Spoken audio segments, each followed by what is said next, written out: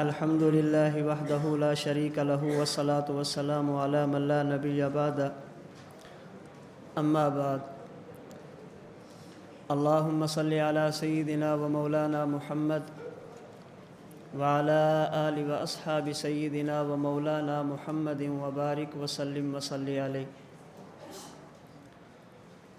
اللہ تعالیٰ نے اپنے احکامات اپنے بندوں تک پہنچانے کے لیے اور اپنے بندوں کو اپنے احکامات پر عمل کرنے کا طریقہ بتانے کے لیے جس مقدس جماعت کا انتخاب فرمایا، اصطلاح شریعت میں اسے نبی اور رسول کہا جاتا ہے۔ نبوت کے بارے میں جو ہمارے عقائد ہیں ان میں ایک عقیدہ یہ بھی ہے کہ نبی صاحب وحی ہوتا ہے، اور نبوت پر آنے والی وحی کی دو قسمیں ہیں۔ نمبر ایک، جس کے الفاظ اور مطلب و مفہوم اللہ کی طرف سے ہوتا ہے۔ نمبر دو، مفہوم تو اللہ کی طرف سے ہوتا ہے لیکن الفاظ کے انتخاب میں نبوت کو اختیار ہوتا ہے۔ اگر الفاظ اور مطلب دونوں اللہ کی طرف سے ہوں تو اسے وحی مطلوب اور قرآن کریم کہا جاتا ہے۔ اگر مطلب اللہ کی طرف سے ہو اور الفاظ نبوت کے اپنے ہوں تو اسے وحی غیر مطلوب حدیث پاک کہا جاتا ہے۔ مسلمان کے لیے جس طرح اللہ کی ذات کو ماننا ضروری ہے، اسی طرح مسلمان کے لیے اللہ کے رسول کی ذات کو ماننا بھی ضروری ہے۔ اگر کوئی شخص اللہ کو مانے اور اللہ کے رسول کو نہ مانے تو اللہ رب العزت ایسے انسان کو مسلمان نہیں فرماتے۔ ان الذین یکفرون باللہ ورسلہ ویریدون ان یفرقوا بین اللہ ورسلہ۔ اللہ فرماتے ہیں جو لوگ اللہ اور اللہ کے رسول میں تفریق ڈالتے ہیں، اللہ کو مانیں اور رسول کو نہ مانیں، ان کا ایمان اور اہل ایمان سے کوئی تعلق نہیں ہے۔ اسی طرح کوئی بندہ اللہ کی بات مانے اور اللہ کے رسول کی بات نہ مانے تو قرآن کریم نے اسے بھی مومن نہیں کہا۔ رسول کی اطاعت سے اعراض کرنے والے کو سورہ نور میں اللہ تعالیٰ نے منافق اور غیر مسلم فرمایا ہے۔ تو ہمارے لیے جس طرح وحی مطلوب قرآن کریم کو ماننا ضروری ہے، اسی طرح وحی غیر مطلوب یعنی حدیث پاک کو ماننا بھی ضروری ہے۔ وحی غیر مطلوب کا حجت ہونا، دلیل ہونا، نقل اور عقل دونوں طرح سے ثابت ہے۔ بعض لوگ وحی مطلوب کو تو حجت مانتے ہیں، وحی غیر مطلوب کو حجت نہیں مانتے۔ قرآن کریم کو تو دلیل شرعی سمجھتے ہیں لیکن اللہ کے نبی کے فرامین، اعمال اور تقاریر یعنی احادیث کو دلیل شرعی ماننے کے لیے تیار نہیں ہوتے۔ ان کے ذہن میں کچھ دلائل ہیں جبکہ حقیقت میں وہ دلائل نہیں بلکہ شبہات ہیں، وساوس ہیں، غلط فہمیاں ہیں۔ بعض قرآن کریم کی آیات پیش کرتے ہیں، بعض احادیث پاک سے استدلال کرتے ہیں، اور بعض ان کے شبہات وہ ہیں جن کا تعلق حدیث پاک کی تدوین اور تاریخ کے ساتھ ہے۔ ان حضرات کے شبہات میں سے ایک شبہ یہ بھی ہے کہ کتب احادیث کو اگر دیکھا جائے تو کبھی یوں ہوتا ہے کہ مسئلہ ایک ہوتا ہے اور اس مسئلے پر روایتیں دو ہوتی ہیں۔ شریعت کا مسئلہ ایک ہوتا ہے اور مسئلے پر اللہ کے نبی کے عمل دو ہوتے ہیں۔ مسئلہ ایک ہوتا ہے، اس مسئلے پر پیغمبر کے فرامین دو ہوتے ہیں۔ اب ہم کس پہ عمل کریں اور کس پہ نہ کریں، کس کو لیں اور کس کو چھوڑیں۔ احادیث آپس میں ٹکراتی ہیں، احادیث متعارض ہیں، اور ہمارے لیے فیصلہ کرنا مشکل ہے، تو تعارض کی بنیاد پہ ہم کہتے ہیں کہ حدیث پاک حجت نہیں ہے۔ ہم جواب میں کہتے ہیں اگر آپ کی اس بنیاد کو تسلیم کر لیا جائے کہ چونکہ احادیث میں تعارض ہے اور جب کسی بندے کی بات میں تعارض ہو تو اس کی بات کو نہیں مانا جاتا، پھر اس بنیاد پہ آپ حضرات آج حدیث کو چھوڑتے ہیں، کل قرآن کو چھوڑیں گے، کیونکہ جس طرح ایک مسئلے پر ایک چیز کے متعلق کبھی اللہ کے نبی کی روایتیں بظاہر آپس میں ٹکراتی ہیں، اسی طرح کبھی کبھی قرآن کریم کی آیات بھی ایک مسئلے پر بظاہر آپس میں ٹکراتی ہیں۔ میں بظاہر کا لفظ اس لیے کہہ رہا ہوں کہ حقیقتاً نہ احادیث میں تعارض ہوتا ہے اور حقیقتاً نہ قرآن کریم کی آیات میں تعارض ہوتا ہے۔ کبھی آیات میں تعارض ہوتا نہیں ہے، نظر آتا ہے۔ جب تعارض نہ ہو اور نظر آئے اسے بظاہر تعارض کہتے ہیں، حقیقتاً تعارض نہیں کہتے۔ تو اگر حدیث پاک کو چھوڑنے کی بنیاد اور وجہ تعارض ہے تو آج آپ نے حدیث کو چھوڑا، کل آپ اسی بنیاد پر قرآن سے بھی ہاتھ دھوئیں گے، کیونکہ کئی مرتبہ ایسا ہوتا ہے کہ ایک مسئلے پر ایک چیز کے متعلق قرآن کریم کی آیات آپس میں ٹکراتی ہیں۔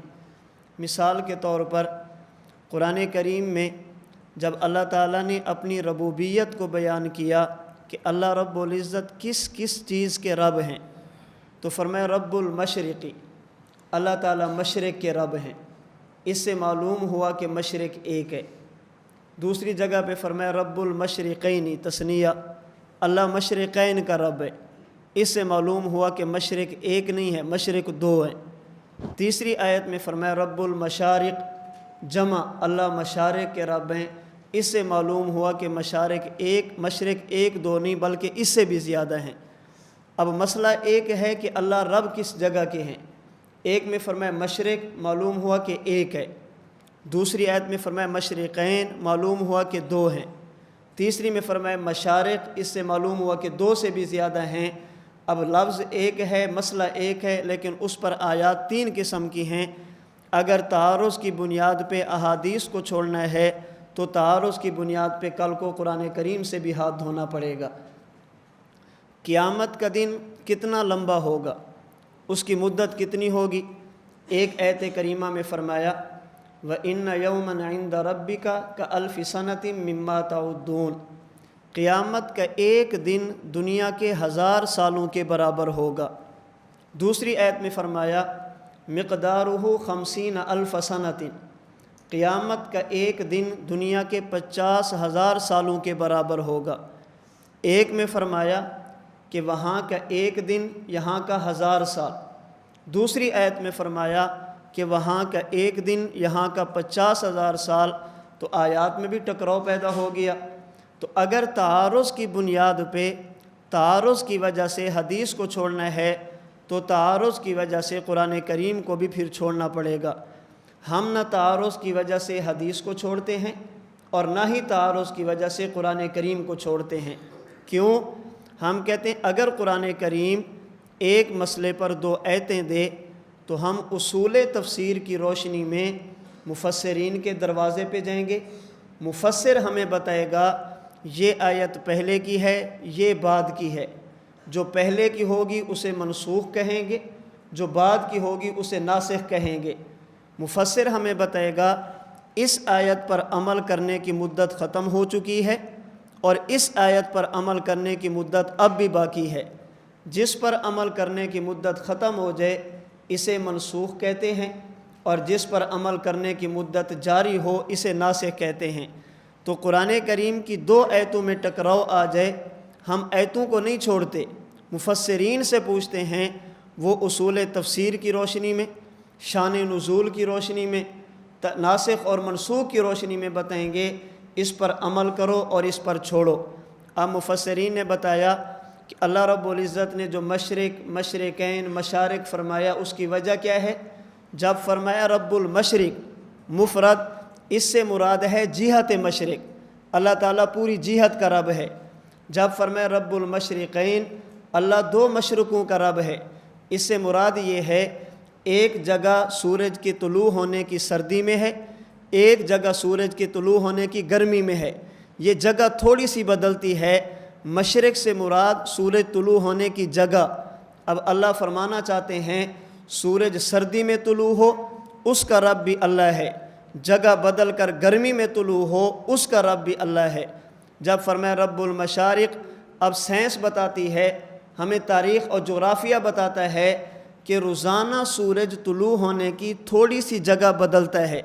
یہ سردی اور گرمی کی جگہ اچانک نہیں بدلتی، تھوڑے سے وقفے سے جگہ بدلتی رہتی ہے۔ تو رب مشارق کا مطلب یہ ہے سورج یہاں طلوع ہو، اس کا رب بھی اللہ، 1 انچ کی جگہ تبدیل کر کے طلوع ہو، اس کا رب بھی اللہ ہے۔ تو سورج کے طلوع ہونے کی تمام جگہوں کا رب اللہ ہے۔ اب مفسرین نے بتایا ہم کسی آیت کا انکار نہیں کرتے۔ ایک آیت نے بتایا قیامت کا دن دنیا کے 1000 سالوں کے برابر ہوگا، دوسری آیت نے بتایا قیامت کا ایک دن دنیا کے 50,000 سالوں کے برابر ہوگا۔ مفسرین نے ہمیں سمجھایا کہ قیامت کے دن سارے انسان برابر نہیں ہوں گے، بعض وہ ہوں گے جن کے گناہ کم ہوں گے، بعض وہ ہوں گے جن کے گناہ زیادہ ہوں گے۔ تو یہ جو سال لمبا ہوگا یا سال کم ہوگا، دن بڑھے گا یا دن کم ہوگا، یہ انسانوں کے اعمال کی وجہ سے ہوگا۔ جس بندے کے جتنے اعمال ہوں گے اسی کے بقدر اس کو سال لمبا محسوس ہوگا۔ جیسے دنیا میں ایک بندہ خوشی میں رہتا ہے، ایک بندہ تکلیف میں رہتا ہے۔ جو خوشی کی حالت میں ہو اسے 1 دن 1 گھنٹے کا محسوس ہوتا ہے، اور جو تکلیف کی حالت میں ہو اسے 1 گھنٹہ 1 مہینے کے برابر محسوس ہوتا ہے کہ آج تو سبق ختم ہونے کا نام ہی نہیں لے رہا، وقت ختم ہی نہیں ہو رہا، کیوں؟ یہ تکلیف کا وقت ہے۔ تو جو تکلیف کا وقت ہوتا ہے وہ لمبا محسوس ہوتا ہے، اور عصر سے لے کر مغرب تک ادھر گیٹ سے نکلتے ہیں فوراً مغرب کی اذان ہو جاتی ہے، کیونکہ وہ خوشی کا زمانہ ہے۔ تو خوشی کا وقت وہ تھوڑا محسوس ہوتا ہے۔ اب دیکھیں عصر سے مغرب تک وقت ایک ہے، وقت میں تبدیلی نہیں ہے۔ جو خوشی میں ہے اسے 1 گھنٹہ بھی محسوس نہیں ہوتا، اور جو تکلیف میں ہے وہ سمجھتا ہے کہ آج تو مغرب نام ہی نہیں لے رہی مغرب آنے کا۔ تو جہاں پہ فرمایا کہ وہاں کا 1 دن یہاں کے 1000 سالوں کے برابر ہوگا، اس کا مطلب یہ ہے کہ یہ لوگ کم تکلیف میں ہوں گے۔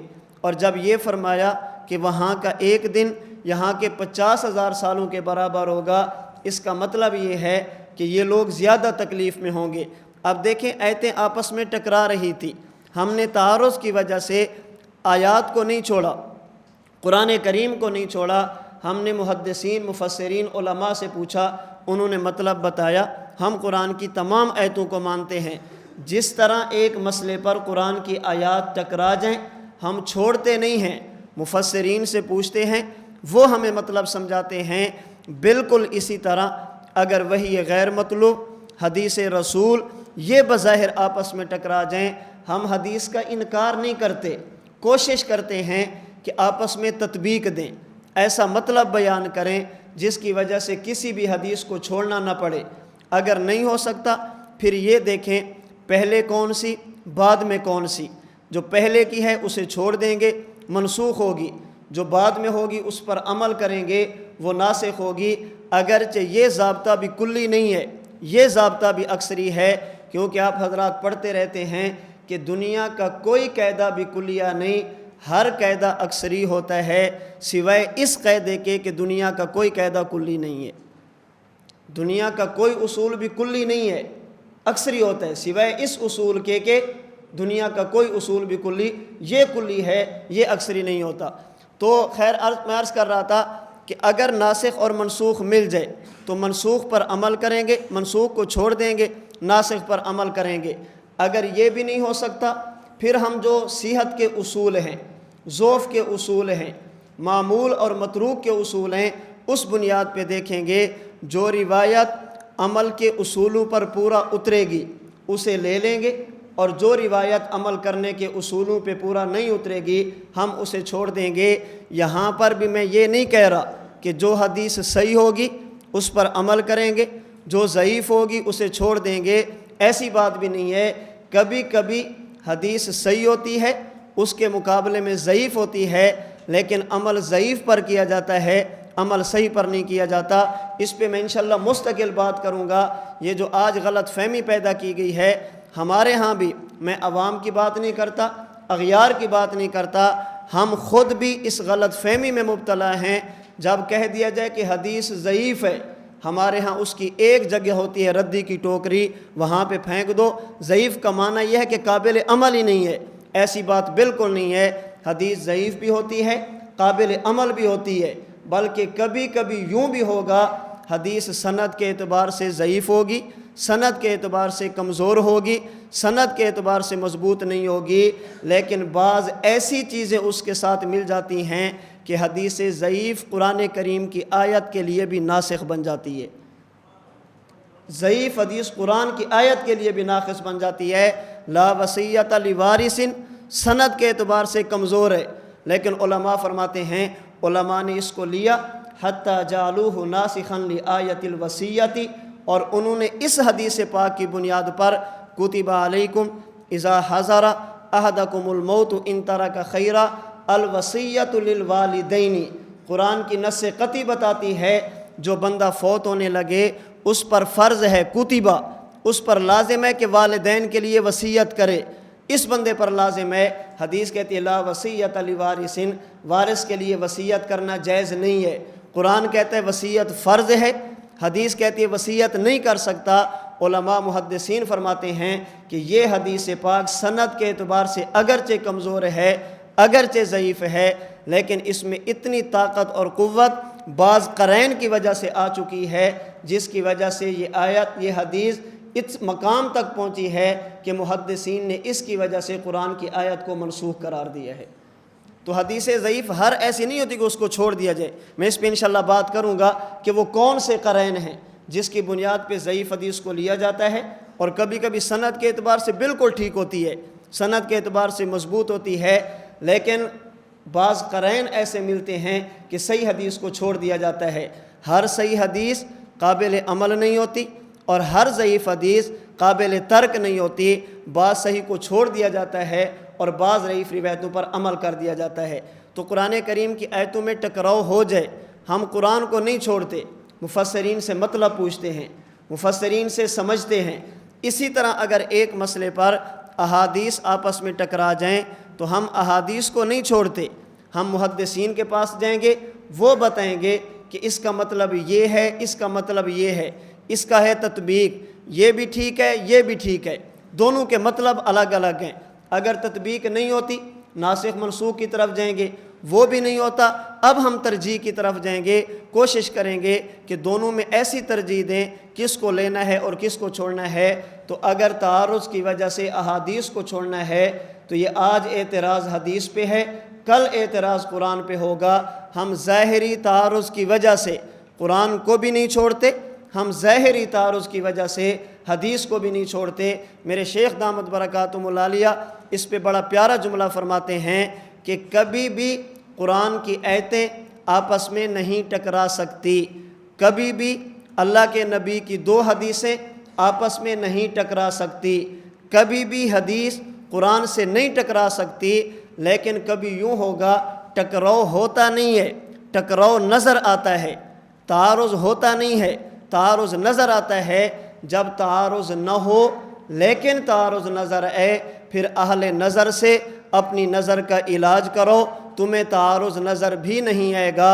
علماء دیوبند اس کرۂ ارض پر خدا کی وہ نعمت ہیں جن کے پاس درسگاہ کا علم بھی ہے، خانقاہ کی نظر بھی ہے، یہ قرآن کی آیتیں بھی دیکھتے ہیں، تعارض بھی ختم کرتے ہیں۔ قرآن میں ٹکراؤ پیدا ہو جائے، حضرت کشمیری نے پوری کتاب لکھی آیات متعارضہ اور ان کا حل۔ احادیث میں ٹکراؤ ہو جائے، حضرت امام ابو جعفر طحاوی رحمہ اللہ نے پوری کتاب لکھی شرح معانی الآثار، یہ حدیث بھی ہے، یہ بھی ہے، عمل کس پہ کریں کس پہ نہ کریں امام طحاوی نے بتایا۔ تو آیات کا تعارض یہ بھی ہمارے علماء نے ختم کیا، احادیث کا تعارض یہ بھی ہمارے علماء نے ختم کیا۔ تو اگر تعارض نہ ہو اور تعارض نظر آئے پھر چھوڑتے نہیں ہیں، اہل نظر سے اپنی نظر کا علاج کرانا چاہیے۔ تعارض نظر بھی نہیں آتا، دیوبند والے یہ اہل علم بھی ہیں، اللہ نے ان کو درسگاہ دی ہے، دیوبند والے یہ اہل نظر بھی ہیں، اہل علم بھی ہیں، اللہ نے درسگاہ دی ہے، اور دیوبند والے اہل نظر بھی ہیں، اللہ نے ان کو خانقاہ دی ہے، درسگاہ بھی ہمارے پاس ہے، خانقاہ بھی ہمارے پاس ہے۔ تو تعارض کی بنیاد پہ چھوڑنا نہیں ہے، اس غلط فہمی میں کبھی مبتلا نہیں ہونا کہ تعارض ہے آپس میں۔ اب وقت کم ہے وگرنہ میں مثالیں دیتا، احادیث ہیں آپس میں ٹکراؤ ہے، ہمارے علماء نے ٹکراؤ کو کیسے ختم کیا ہے۔ اب وقت چونکہ کم ہے، جیسے استاد جی فرماتے ہیں آپ بڑے لوگ ہیں، آپ کے پاس وقت تھوڑا ہے، تو بڑے لوگوں کے وقت کا پھر تھوڑا سا خیال کرنا پڑتا ہے۔ اگر تخصص ہوتا پھر میں تفصیل سے بات کرتا کہ احادیث میں ٹکراؤ ہے، اس ٹکراؤ کو کیوں ختم کرنا ہے، کیونکہ جس طرح ہم فارغ ہوتے ہیں تو ہمارے تخصص والے شاگرد بھی پھر فارغ ہوتے ہیں، ہمارے پاس بھی وقت کافی ہوتا ہے، ان کے پاس بھی وقت کافی ہوتا ہے۔ اس لیے آپ حضرات ابھی سے ارادہ فرمائیں، جو دورہ حدیث کر چکے ہیں، دورہ حدیث میں ہیں، آئندہ سال تخصص کا ارادہ فرمائیں، ان چیزوں کو اچھی طرح سمجھیں۔ حجیت حدیث دیکھیں، ہمارے ہاں عموماً چلتا ہے حدیث حجت ہے، قرآن کی آیتیں پیش کر دو، وہ مل جاتا ہے۔ ان شبہات کو ختم کرو جن شبہات کی بنیاد پہ احادیث پاک سے اعتماد اٹھایا گیا، اور ایسے یعنی عام فہم اعتراضات ہیں جن کو ہر بندہ سمجھ سکتا ہے۔ تو ہمارے ہاں وہی مطلوب قرآن بھی حجت ہے، اور وہی غیر مطلوب حدیث بھی حجت ہے۔ جو لوگ حدیث کو حجت نہیں سمجھتے، ان کی غلط فہمیوں میں سے ایک غلط فہمی یہ بھی ہے کہ یہ جو آج ہمارے سامنے حدیث کی کتابیں ہیں، یہ اللہ کے نبی کے دور میں یوں لکھی ہوئی نہیں تھی۔ حدیث پاک اللہ کے نبی کے دور میں مدون نہیں تھی۔ اب یہ ان کے معرکۃ الآراء دلائل میں سے ایک دلیل ہے کہ جو حدیث پاک آج ہمارے سامنے لکھی ہوئی ہے، آپ بتائیں کون سی کتاب ہے؟ ہماری ابتدا ہوتی ہے بخاری سے۔ ایسے میں غلط تو نہیں کہہ رہا؟ جب حدیث پاک کی ہم بات کرتے ہیں تو سب سے پہلا نام کس کا لیتے ہیں؟ اس سے پہلے جتنی حدیث کی کتابیں ہیں ہم ان کو نہیں جانتے۔ اس کی وجہ ہے کہ ہم پڑھتے بھی یہی ہیں، باتیں بھی انہی کی کرتے ہیں۔ خیر یہ پھر بات الگ چل پڑے گی۔ ہم کتابیں بھی شوافے کی پڑھتے ہیں، اصول حدیث بھی شوافے کے پڑھتے ہیں۔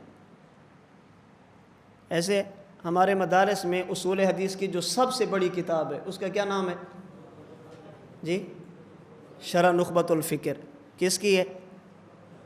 حافظ ابن حجر عسقلانی رحمہ اللہ کی۔ کون ہے؟ صرف شافعی نہیں ہے، کٹر شافعی ہیں، صرف شافعی نہیں ہے، متعصب شافعی ہیں۔ بخاری سے لے کر ابن ماجہ تک ایک بھی حنفیوں کی نہیں ہے۔ حنفیوں کی ایک ہے طحاوی، ایک ہے موطا امام محمد، اور وہ جو ہم پڑھتے ہیں وہ ہمیں پتہ ہے۔ جس طرح ہم وہ دو کتابیں پڑھتے ہیں وہ ہمیں اچھی طرح پتہ ہے۔ اب اصول حدیث بھی ان کے، حدیثیں بھی ان کی۔ جب درسگاہ سے باہر نکلیں گے، ہمارے ملک میں شوافے نہیں ہیں، لیکن ہمارے ملک میں شوافے کی طرز پہ چلنے والے لوگ ہیں۔ حضرت اکاڑی رحمۃ اللہ علیہ فرماتے تھے کہ ہمارے ملک کا منکر تقلید خود کو نبی سمجھتا ہے، اور ہمارے علماء اس کو امام شافعی سمجھتے ہیں۔ وہ کہتے ہیں رفع دین نہیں کرو گے نماز نہیں ہوگی، نماز نہیں ہوگی، یہ اتھارٹی نبی کے پاس ہوتی ہے، امتی کے پاس نہیں ہوتی۔ وہ خود کو نبی سمجھتا ہے، امام کے پیچھے قرآن نہیں پڑھو گے تو نماز نہیں ہوگی، وہ خود کو نبی سمجھتا ہے۔ اور جب ہم کہتے ہیں رفع دین کرو گے تو نماز نہیں ہوگی، ہمیں جواب کیا ملتا ہے؟ امام شافعی بھی تو کرتے ہیں، امام شافعی نہیں کرتے، اگر انہوں نے کر لیا تو کون سی قیامت آ گئی؟ وہ خود کو نبی سمجھتا ہے، ہم اس کو امام شافعی سمجھتے ہیں۔ حضرت فرماتے تھے حالانکہ نہ یہ امام شافعی ہے نہ یہ نبی ہے، یہ پرلے درجے کا کذاب اور دجال ہے۔ تو وہ اب دیکھیں، ہم نے حدیثیں بھی ان کی پڑھی، اصول حدیث بھی انہی کے پڑھے۔ اب جب ان سے بات کریں گے تو بتائیں غیر مقلد ہونے میں کتنا وقت لگے گا؟ کچھ بھی نہیں لگنا۔ حالانکہ ہماری حدیث کی بھی اپنی کتابیں ہیں، اصول حدیث کی بھی۔ تو جب ہمارے اپنے اصول موجود ہیں، ہم جس طرح اپنے امام کی فقہ کے پابند ہیں، فقہ شافعی کی وجہ سے ہم اپنے امام کو نہیں چھوڑتے، ہم اپنے ائمہ احناف کے اصولوں کے پابند ہیں، ہم ان کے اصول حدیث کی وجہ سے اپنے اصول حدیث نہیں چھوڑ سکتے۔ بات سمجھ آ گئی؟ تو وہ کہتے ہیں کہ دیکھیں، آپ کہتے ہیں بخاری کب لکھی گئی؟ 194 میں تو امام صاحب پیدا ہو رہے ہیں، 6 سال کی عمر میں بھی لکھنا شروع کر دیں تو 2 صدیاں تدوین سے خالی ہیں۔ اب ان 2 صدیوں تک حدیث کہاں تھی؟ ہم کہتے ہیں جی حافظوں میں مضبوط تھی، حافظوں میں موجود تھی، حافظہ تھا۔ تو وہ کہیں گے کسی چیز کا 200 سال تک بے عین ہی محفوظ رہنا یہ عقلاً ناممکن ہے۔ عقل اس بات کو تسلیم نہیں کرتی کہ ایک چیز ہو اور بے عین ہی کتنا عرصہ محفوظ رہے، 200 سال تک محفوظ رہے۔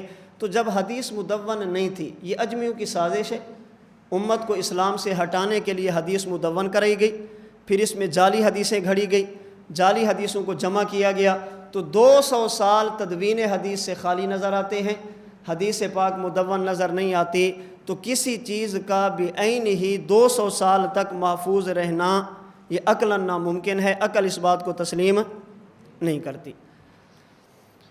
آپ اگر اس پر تفصیل دیکھنا چاہیں، حضرت مولانا مناظر احسن گیلانی رحمہ اللہ نے اپنی کتاب تدوین حدیث میں اس پر تفصیل سے کلام کیے ہیں کہ تدوین حدیث کب سے شروع ہوئی ہے، پہلی صدی میں کون کون سی کتابیں تھیں، دوسری صدی میں کون کون سی تھی، یہ بخاری مسلم کے بعد کی ہیں۔ میں چند ایک باتیں اس حوالے سے موٹی موٹی عرض کرتا ہوں، ان کو اچھی طرح سمجھیں۔ ان کے اعتراض کی بنیاد یہ ہے کہ کسی چیز کا اتنے عرصے تک محفوظ رہنا عقلاً ناممکن ہے، عقل اس بات کو تسلیم نہیں کرتی۔ پہلی بات، کسی بھی چیز کے محفوظ رہنے کی کئی صورتیں ہو سکتی ہیں جن کی بنیاد پہ انسان بات کو محفوظ رکھتا ہے۔ سب سے پہلی چیز قوت حافظہ، بات کو یاد رکھنا۔ یہ قوت حافظہ ایسی چیز ہے جس کی بنیاد پہ انسان بڑی دیر تک اور دور تک بات کو کیا رکھتا ہے، یاد رکھتا ہے۔ اگر اس بات کو دیکھا جائے تو صحابہ کرام رضی اللہ عنہم اجمعین کا قوت حافظہ مثالی تھا۔ یہ وہ لوگ تھے اہل عرب جو ایک ہی مجلس میں ہزار ہزار اشعار سنتے اور فوراً یاد کر لیتے، قوت حافظے کا یہ عالم تھا۔ اور حضرت ابو ہریرہ کا فرمان تو بخاری میں موجود ہے، یا رسول اللہ میں آپ سے بات سنتا ہوں یاد نہیں ہوتی، کوئی وظیفہ بتا دیں، دم کر دیں آج کی زبان میں۔ اللہ کے نبی نے فرمایا چادر بچھو، حضرت ابو ہریرہ نے چادر بچھائی، اللہ کے نبی نے اپنے دونوں مبارک ہاتھ چادر پہ رکھے، حضرت ابو ہریرہ نے چادر اٹھا کے سینے سے لگئی، فرماتے فما نسیت شیئا بعد، جب سے نبوت کے ہاتھ چادر پہ لگے اور وہ چادر میرے سینے سے لگی، وہ دن اور آج کا دن مجھے لسان نبوت سے نکلنے والا ایک حرف بھی نہیں بھولا۔ یہ کیا تھا؟ قوت حافظہ۔ اصل بات یہ ہے، جیسے ہم خود ہیں نا، ہم سمجھتے ہیں کہ صحابہ بھی ایسے ہوں گے، شاید جیسے حافظے ہمارے ہیں نا، ہم سمجھتے ہیں کہ صحابہ بھی ایسے ہوں گے۔ ہمارے حافظے کیسے ہیں؟ ہم کسی سے سن لینا کہ بادام کھائیں تو حافظہ تیز ہوتا ہے، تو بازار سے جا کر بادام خریدتے ہیں، کیا کرو گے؟ کھاؤں گا تاکہ حافظہ تیز ہو، اس لیے خریدے ہیں، اور اس کے بعد ہمیں تلاش کرنے پڑتے ہیں کہ بادام کہاں رکھے تھے۔ قوت حافظہ کے لیے بادام خرید کے تلاش کرنے پڑتے کہ پتہ نہیں رکھے کہاں پہ تھے۔ وہ ایک مولوی صاحب تھے، وہ پڑھا رہے تھے، تو انہوں نے کہا کہ اللہ نے مجھے 2 نعمتیں بہت وافر مقدار میں دی ہیں، دنیا میں اللہ ایسی نعمتیں کسی کو دیتے ہیں جو اللہ نے مجھے دی ہیں۔ نمبر 1، میرا حافظہ بہت مضبوط ہے، مجھے دیر تک باتیں یاد رہتی ہیں، اور نمبر 2 کہتے ہیں مجھے بھول گئی ہے۔ اسے کہتے ہیں دعویٰ مع دلیل، دعویٰ کیا کہ میرا حافظہ بہت مضبوط ہے، ساتھ ہی دلیل دی کہ دوسری وہ مجھے یاد نہیں ہے۔ چلیں اس پہ میں پھر بات کرتا ہوں۔ عربی زبان کا ایک محاورہ ہے، فیض القدیر میں علامہ مناوی رحمہ اللہ نے نقل کیا، الناس اعداء ما جہلوا، جو صفت بندے میں نہیں ہوگی انسان اس کی عداوت، اس کی دشمنی کرے گا، اسے نفرت کرے گا۔ جس طالب علم کو کتبی نہیں آتی نا، کتبی، وہ کہے گا منطق کی ضرورت ہی کیا ہے، یہ کیا منطق انہوں نے داخل کی، اس کا معنی یہ ہے کہ اس کو کتبی، جس کو جامی نہیں آتی وہ کہے گا نحو کی کیا ضرورت ہے، یہ زید بکر عمر حمار پتہ نہیں کیا کیا داخل کی ہوا ہے، یہ کیا چیز ہے، اس کا مطلب یہ کہ اس کو جامی نہیں آتی۔ جو بندہ یہ کہے نا بھی بس یہ تقریروں کی کیا ضرورت ہوتی ہے، خطابت کیا ہوتی ہے، آپ سمجھ جانا کہ یہ تقریر کر نہیں سکتا، وگرنہ کیسے ہو سکتا ہے کہ بندے کے پاس علم ہو اور بول بھی سکتا ہو پھر وہ کہے کہ ضرورت نہیں ہے۔ یہ نہیں ہو سکتا کہ بندے کے پاس جب چیز ہوتی ہے پھر بندہ پھٹتا ہے، وہ بولتا ہے، وہ پھر سب کچھ کرتا ہے۔ تو الناس اعداء ما جہلوا، جو صفت بندے میں نہیں ہوتی وہ اس کی کیا کرتا ہے۔ حضرت امام اعظم ابو حنیفہ رحمۃ اللہ علیہ کے بارے میں کئی ایک علماء نے لکھا، تہذیب الاسماء واللغات میں امام نووی نے، تہذیب الکمال میں امام مزی رحمہ اللہ نے، تاریخ بغداد میں ابو بکر خطیب بغدادی رحمہ اللہ نے، وفیات الاعیان میں ابن خلقان رحمہ اللہ نے، اور دیگر بھی کئی حضرات نے لکھا ہے کہ امام ابو حنیفہ رحمہ اللہ نے 40 سال تک عشاء کے وضو سے فجر کی نماز پڑھی ہے، 40 سال تک۔ اور سیر اعلام النبلاء میں امام ذہبی نے 6 ماہ کا تذکرہ کیا ہے کہ ان کے بعد شاگرد کہتے ہیں ہم نے امام ابو حنیفہ کے ساتھ وقت گزارا، امام صاحب نے 6 مہینے تک عشاء کے وضو سے صبح کی نماز ادا کی۔ اب لوگ کہتے ہیں یہ کیسے ہو سکتا ہے، عشاء کے وضو سے صبح کی نماز، یہ بھی ہو سکتا ہے؟ انہوں نے کیوں کہا؟ وہ کہتے ہیں ہم تو عشاء کے بعد ایک وتر بھی بڑی مشکل سے پڑھتے ہیں۔ نہیں سمجھے؟ ہم تو عشاء کے بعد، ہم سے تو وتر بھی 3 نہیں پڑھے جاتے، ہم تو وتر بھی 1 پڑھ کے دوڑتے ہیں، تو انہوں نے عشاء کے وضو سے فجر کی نماز کیسے پڑھی ہے؟ وہ کسی نے کہا تھا نا، نیک نے نیک سمجھا، بد نے بد جانا مجھے، جس کا جتنا ظرف تھا اتنا ہی پہچانا مجھے۔ جیسا بندہ خود ہوتا ہے دوسرے کو ویسے سمجھتا ہے، جیسا خود ہوتا ہے دوسرے کو ویسا سمجھتا ہے۔ تو انہوں نے کہا کہ دیکھیں ہم تو بڑی مشکل سے اتنا وقت گزارتے ہیں کہ 3 وتر بھی نہیں پڑھے جاتے، اور امام صاحب عشاء کے وضو سے فجر کی نماز، اور 1 دن نہیں 40 سال۔ اور میں نے جو 4-5 کتابیں بتائی ہیں یہ احناف کی نہیں ہیں، احناف سے ہٹ کے ہیں، وگرنہ اگر احناف کی بات کی جائے تو لائن لگی ہوئی ہے کس کس حنفی نے لکھا ہے، لیکن حنفیوں کی بات کریں گے تو وہ کہیں گے یہ تو اپنے عقیدت میں بندہ ایسی بات کر دیتا ہے۔ ہم کہتے ہیں اس عقیدت میں ہم اکیلے نہیں ہیں، اس عقیدت میں امام نووی بھی مبتلا ہیں، ابن خلقان بھی مبتلا ہیں، امام مزی بھی مبتلا ہیں، ابو بکر خطیب بغدادی جیسا جس نے تاریخ بغداد میں امام صاحب کے خلاف کئی صفحات لکھے ہیں، وہ بھی اس بات کو ماننے پہ مجبور ہوا کہ امام صاحب نے 40 سال تک عشاء کے وضو سے فجر کی نماز ادا کی ہے۔ تو اب انہوں نے اعتراض کیوں کیا؟ بعض جملے بہت چھوٹے ہوتے ہیں لیکن بڑے کام کے ہوتے ہیں۔ کسی لکھنے والے نے ایک جملہ لکھا ہے کہ مجھے یہ بات سمجھ نہیں آتی تھی کہ عشاء سے لے کر فجر تک نماز کیسے پڑھی جاتی ہے۔ وہ کہتے ہیں میں نے آج کے نوجوان کو عشاء سے لے کر فجر تک موبائل استعمال کرتے دیکھا تو مجھے امام صاحب کی عبادت سمجھ آ گئی۔ آج کا نوجوان اگر عشاء سے لے کر فجر تک موبائل استعمال کر سکتا ہے، امام صاحب رحمۃ اللہ علیہ بھی عشاء سے لے کر فجر تک نماز پڑھ سکتے ہیں۔ کیوں؟ جو بندے کی محبوب چیز ہو نا، جب وہ مل جائے پھر انسان نیند کی پرواہ نہیں کرتا، تھکاوٹ کی پرواہ نہیں کرتا۔ ہمیں موبائل پسند ہے، ہم ساری رات بھی گزارتے ہیں۔ امام صاحب کو عبادت پسند تھی، ساری رات گزاری ہے۔ اچھا، امام صاحب رحمۃ اللہ علیہ نے عشاء کے وضو سے فجر کی نماز پڑھی ہے، تو بیوی کے حقوق نہیں ہیں۔ ہم کہتے ہیں بیوی ان کی تھی، فکر تمہیں پڑی ہے۔ بیوی امام صاحب کی ہے، فکر تمہیں پڑی ہے کہ بیوی کے حقوق کیا بنے گا۔ جیسے ہمارے یہاں مسئلہ چلتا ہے، میں اس پہ انشاءاللہ اس پہ بھی بات کروں گا۔ حضرت فاطمہ کا باغ فدق حق تھا، ابو بکر صدیق نے غصب کر لیا، دبا لیا، 1400 سال ہو گئے، باتیں چل رہی ہیں۔ ہم کہتے ہیں جس کا حق تھا اس نے تو معاف کر دیا، تمہیں کیا تکلیف ہے؟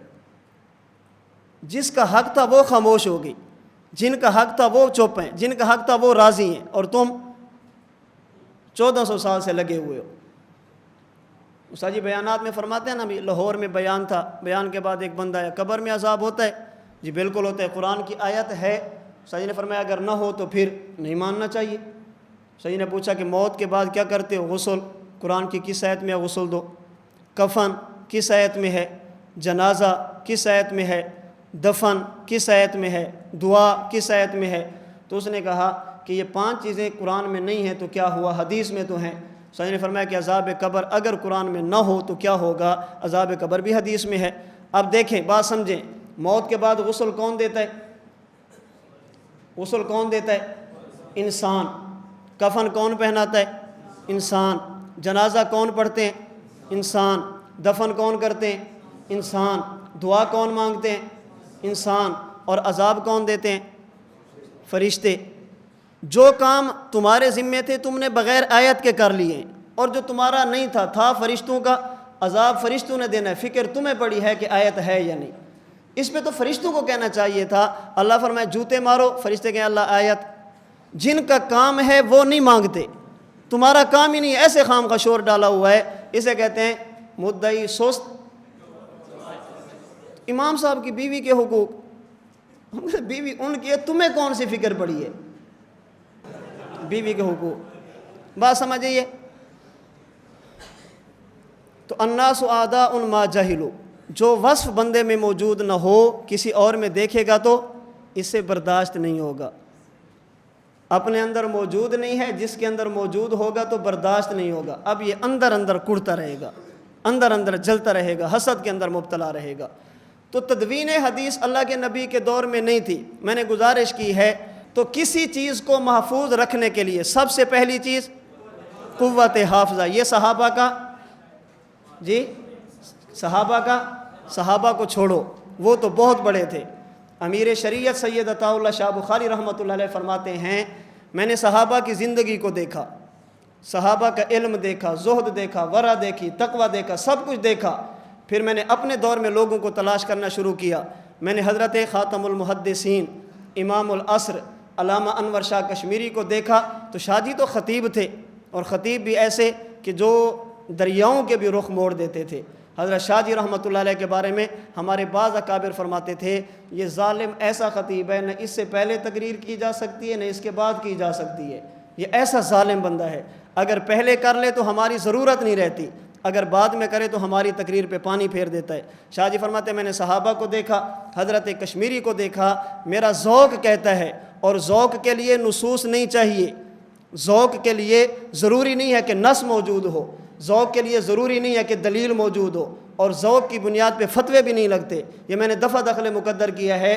حضرت انور شاہ کشمیری کے بارے میں امیر شریعت فرماتے ہیں میں نے دونوں کو دیکھا، میرا ذوق کہتا ہے صحابہ کا قافلہ جا رہا تھا، ان میں سے ایک بندے کو اللہ نے روک لیا، ایک بندے کو اللہ نے نکال لیا، ایک بندہ صحابہ کے قافلے سے بچھڑ گیا. اللہ نے اس دور میں اسے پیدا کیا. صحابہ کے قافلے کا بچھڑا ہوا شخص اگر کوئی اس دور میں دیکھنا چاہے تو انور شاہ کشمیری کو دیکھے. یہ بچھڑا ہوا 1300 سال بعد دنیا میں آیا. اس کے قوت حافظے کا کیا عالم تھا؟ حضرت مدنی رحمۃ اللہ علیہ فرماتے ہیں اگر حضرت کشمیری کسی چیز کو اس لیے پڑھتے تھے تاکہ میں یاد نہ کروں، اس نیت کے ساتھ بھی اگر کتاب کو گزارتے تھے تو وہ چیز بھی حضرت کشمیری کو 15 سال تک یاد رہتی تھی. اور مولانا گیلانی رحمہ اللہ نے لکھا، مولانا مناظر حسن گیلانی رحمہ اللہ نے انور شاہ کشمیری کی باقی چیزیں چھوڑو، وہ اشعار جو حضرت کشمیری کو یاد تھے اور عربی زبان میں تھے ان کی تعداد 40 سے 50 ہزار تک بنتی ہے. تو جب صحابہ کے قافلے سے بچھڑا ہوا شخص اس کے قوت حافظے کا یہ عالم ہے، بتاؤ صحابہ کے حافظے کا کیا عالم ہوگا. تو کسی چیز کے محفوظ رہنے کے لیے سب سے پہلی چیز قوت حافظہ، یادداشت. یہ صحابہ کی مثالی تھی. آپ مزید دیکھنا چاہیں کتاب کا نام ہے شوق حدیث. امام اہل سنت حضرت مولانا سرفراز خان صفدر رحمہ اللہ نے حضرت نے مثالیں دی ہیں، دلائل دیے ہیں کہ ان حضرات کے قوت حافظے کا عالم کیا تھا. نمبر 2، کسی چیز کو یاد رکھنے کے لیے ضروری دوسری چیز ہوتی ہے راوی کا مروی عنہ سے تعلق. حافظہ مضبوط نہیں ہے لیکن تعلق خاص ہے. جب تعلق خاص ہو تو کمزور حافظہ والا بھی کیا ہو جاتا ہے؟ قوی الحافظہ ہو جاتا ہے. تعلق کی بنیاد پہ بات بڑی دیر تک یاد رہتی ہے. اور تعلق 2 طرح کے ہوتے ہیں، کبھی تعلق ہوتا ہے عظمت کا اور کبھی تعلق ہوتا ہے محبت کا. کسی کے ساتھ تعلق عظمت کی بنیاد پہ ہوتا ہے جیسے استاد شاگرد، پیر اور مرید، بڑا اور چھوٹا، باپ اور بیٹا. اور کبھی تعلق محبت کی بنیاد پہ ہوتا ہے، محبت جو جائز ہو. تو یہ محبت اور عظمت ایسی چیز ہے جس کی وجہ سے بات بہت دیر تک یاد رہ جاتی ہے. آئیے احادیث پاک میں دیکھیں صحابہ کرام کو رسول سے تعلق تھا یا نہیں. اگر تعلق عظمت تھا اس کی کیا حالت تھی، اگر تعلق محبت تھا اس کی کیا حالت تھی. اللہ کے نبی مدینہ سے مکہ کی طرف روانہ ہوئے، حدیبیہ کے مقام پہ جا کر رک گئے. مشرکین نے کہا نہیں آنے دیں گے، عمرہ نہیں کرنے دیں گے. اللہ کے نبی نے فرمایا گفتگو کرو. کون جائے گا؟ حضرت عمر کو بلاؤ. عمر جاؤ اور مکہ والوں کو سمجھاؤ ہم عمرے کرنے کے لیے ہیں، لڑنے کے لیے نہیں ہے. حضرت عمر کی دیانت دیکھیں. فرمایا یا رسول اللہ مکہ والوں کو زبان سے سمجھانا ہے یا مکہ والوں کو تلوار سے سمجھانا ہے؟ فرمایا عمر تلوار سے نہیں زبان سے سمجھانا ہے. فرمایا کہ یا رسول اللہ اگر زبان سے سمجھانا ہے تو مجھے نہیں عثمان کو بھیجو، بڑے عمر ہیں.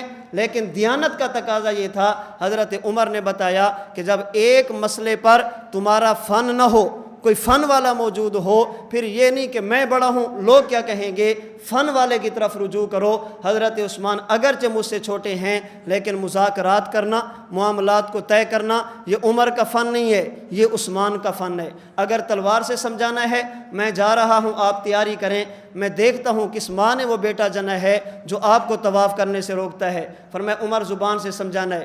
ادھر سے حضرت عثمان گئے، ادھر سے بھی کچھ لوگ گئے. ادھر سے جن لوگوں نے اللہ کے نبی سے معاملات طے کیے ان میں ایک شخص تھا جس کا نام تھا عروہ بن مسعود۔ اللہ کے نبی سے مذاکرات کیے، بات طے ہو گئی، واپس گیا، مکہ والوں سے پوچھا اس محمد کے بارے میں تم کیا رائے رکھتے ہو، یہ کیا چاہتا ہے؟ انہوں نے کہا بادشاہ بننا چاہتا ہے، لیڈر بننا چاہتا ہے، اپنی شہرت چاہتا ہے، یہ چاہتا ہے میں بڑا بنوں لوگ چھوٹے بنیں، بادشاہ بن کر زندگی گزارنا چاہتا ہے۔ اس نے کہا یہ تمہاری غلط فہمی ہے، میں بڑے بڑے بادشاہوں کے پاس گیا ہوں، میں نے بادشاہوں کے وزیروں کو، بادشاہوں کو سجدے کرتے دیکھا ہے، انہوں نے ان کی تعظیم کی ہے، عظمت والا تعلق تھا، لیکن میں نے محمد کریم صلی اللہ علیہ وسلم کے صحابہ کو دیکھا، میں اس نتیجے پہ پہنچا ہوں۔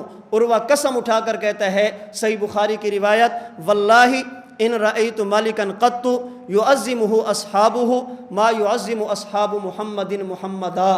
میں نے بڑے بڑے بادشاہ دیکھے، لیکن جتنی تعظیم اور جتنی عظمت محمد کے صحابہ کی، محمد کے صحابہ کے دل میں محمد کی ہے، ایسی عظمت والا تعلق کسی بادشاہوں کا وزیروں کے ساتھ نہیں ہے۔ عروہ کیسی بات کرتا ہے، لوگ تو سجدے کرتے ہیں عظمت کی بنیاد پہ، محمد کے صحابہ سجدے تو نہیں کرتے، تو وہ کون سی وجہ ہے جو محمد کے صحابہ میں پائی جاتی ہے؟ عظمت والا تعلق کون سا ہے؟ اس نے پھر قسم اٹھا کر کہا، فواللہ ما تنخم رسول اللہ نخامتا الا وقعت فی کف رجل منہم۔ اگر محمد کریم صلی اللہ علیہ وسلم کے منہ مبارک سے اللہ کے نبی کے لعاب مبارک اگر تھوک مبارک نکلی ہے تو محمد کے صحابہ نے زمین پہ نہیں گرنے دیا، اپنے ہاتھوں پہ اٹھا لیا۔